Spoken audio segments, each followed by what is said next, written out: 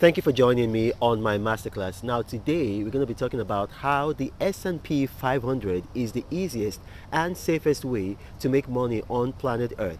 So it's just the easiest and safest way to make money on planet Earth. Now, first of all, I know this scene looks a bit different. I was out in my morning run. I run every morning. It's the winter, and so I think I ran too far and I missed my scheduled time. And then I like to record at the scheduled time because I check the indexes, S&P, the Dow Jones, the Nasdaq. I also check crypto. So I said, you know what, I can do that right here. So that's why we're doing today's episode right here. So now going back, we're talking about how the S&P 500 is the easiest and safest way to make money on planet Earth, bar none. Now, what's the S&P 500? I did a video on the S&P 500. If you haven't watched that video, it's going to be a good idea for you to watch that video. You know, the S&P 500 is an index of the 500 largest corporations in America by market cap, and it's been done since 1926 by Standard & Poor's. That's where you get the S&P from, Standard & Poor's. So Standard & Poor's is a rating agency. So there's another one, there's Fitch. There's several rating agencies, but you know the two biggest are Fitch and Standard & Poor's.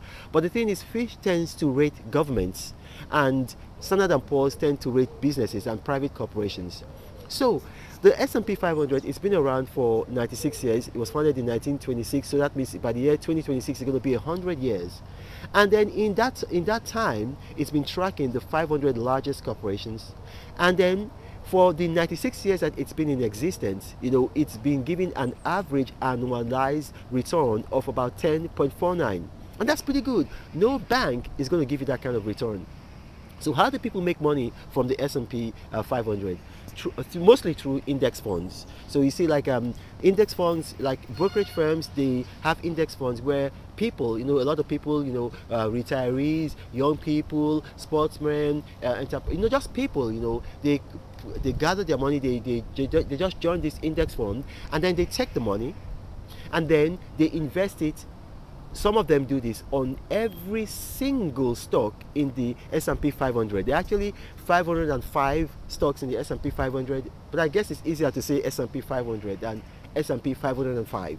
So they gather the money. So you just pay the money. It doesn't matter whatever it is. A lot of the brokerage firms like Invesco, QQQ, Vanguard, Russell, Vanguard, S&P, they would have minimum investment amounts. So I think probably it should be maybe about 2,500. You know, some of them, you know, it's lower, but the very best ones, they have minimum investment amounts. So you put your money into that index, and then what they do is they invest it in the S&P 500 companies. And so I don't want to use the word guaranteed, but you're almost guaranteed, you know, like a very, very good return at the end of the year. So you have maybe like anywhere from 8 to about 15%. Like I've told you, in its 96-year history, you know, the S&P 500 has continuously delivered an average annualized return of about 10.49, and that is pretty good. So that's how you make money from the S&P 500. Now, another thing that you can do, and I've talked about this before, another thing that you can do is that you on your own, you can actually go to their website, and their website is going to flash up on the screen.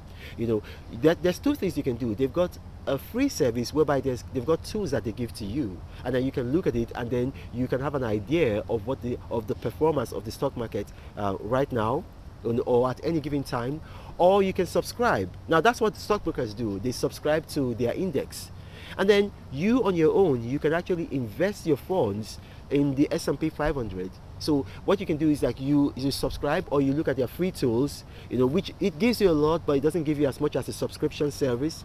And then you can begin to invest in companies on the S&P 500. But there's the chance that you might not make as much money as people who are investing in an S&P index fund, because on your own you might not have enough money to invest in all 505 stocks like index funds generally do. So maybe you might just look at it and invest in the top 5, or maybe you think that the top five most promising.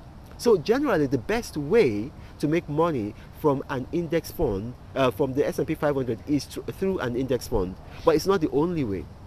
And then here's the thing, you know, there is no citizenship requirement for you to invest in the American Stock Exchange. So you can be anywhere, and I've said this before, you can be anywhere and invest in the S&P 500 anywhere you are in the world. And there are apps that can enable you to do that. And I've talked about them before. Some of the best apps from my point of view are going to be Trove. That's Trove. It's going to flash up on the screen. Some people ask me why I spell them out like that. I've got sometimes visually impaired viewers, and so it helps them when I say these things. And then, so you got Trove. It's an app, and then you also have a website, and you can see it's going to come up on the screen. You've got Bamboo. Bamboo is also going to come up on the screen. You've got Chaka. Chaka is also going to come up on the screen. So these are sites by which you can actually buy stocks in the S&P 500 from anywhere in the world. You know, you can also go through eToro. eToro is very, very good. You know, I like eToro. But the thing about eToro, it does have some limitations in some countries. So you might want to go with the other ones if you can't go on eToro.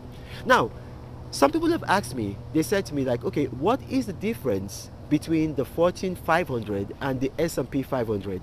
Now, the Fortune 500, it is a list of the 500 biggest corporations by market cap in the US stock exchange, or generally the US, but it's published annually.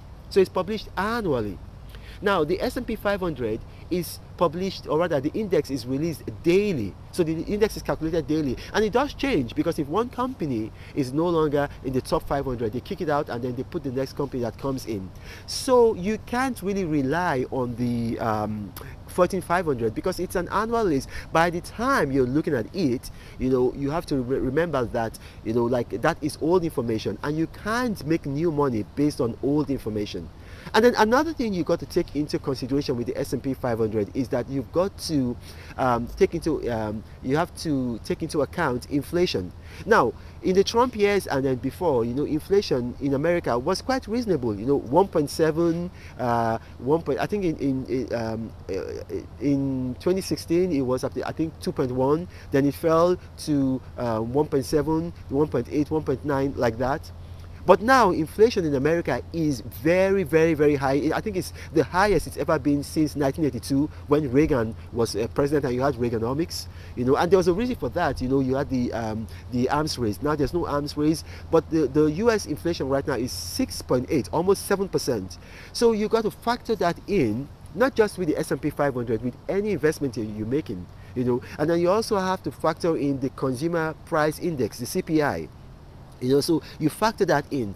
But even with that, because the inflation rate is not going to be like that forever, you know, I'm sure that the US government is taking steps to bring it down. You know, the Feds are going to increase rates. They've said they're going to increase rates 3 times, probably 4. So it's, you know, the S&P is looking set to keep on making money. I'm not sure it will make as much money as it this year, that's 2022, by the end of the year, as it did last year and in previous years. So if you look at the screen right now, you're going to see a study conducted by NYU, that's New York University, where they've indexed the 500 index. That's funny, isn't it? Indexing an index. Anyway, so you can see from every year, I went back as far as, I think, from the 70s, although they have it all the way back to the founding year, 1926. So you can see the kind of money, the average earning of the S&P 500 index, and it's quite good. You look at the average earning. The earning average per annum, it's really, really good. Now, don't mistake it for the dividend yield. The dividend yield is different. So what you have to be looking at is the earning yield. So you see the earning yield, so sometimes it's 7%, sometimes it's some years it goes as high as 15%. You're seeing it on the screen. So you see the earning yield, you see that? And then finally, you know, what I would say, you know, is that for the S&P 500, you know, a lot of times people take their monies and they put their monies in banks. Maybe they get what they call in some African countries fixed deposit. What they call here in America, they call it certificate of deposit, CDs. What happens is that these banks that you're putting your money in, you know, to a very large extent, what they do is that they take your money and then they put your money in the S&P 500. That's how they make money.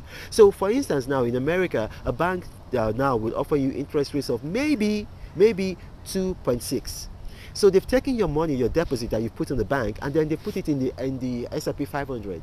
So they are getting something like, maybe at the end of the year, they're going to get something like maybe 10% or 8% or 9% from your money. So all they're giving you back is just 2.6, and then you're happy. Hey, we've made money. You can actually make that money yourself, multiplied by a factor of 4 or 5 by investing directly in the S&P 500. So my name is Ronald Mokri, and I've been doing this outdoors, so I'm about to go. It's really, really cold. My fingers are about to drop. It's the height of winter. So remember, I do not have a WhatsApp forum. I do not have a Telegram channel. I do not have a Gmail email address. So scammers have seen that my videos tend to go viral. So they create fake YouTube profiles, they put my image on them, and then they approach people in the comment section and they tell them, helpline, guideline, we will help you, one-on-one info, follow me for more profit. And then they've duped a number of people. Please be aware of that. Beware. Do not be duped. Do not be duped. All right, thank you for watching, and God bless you.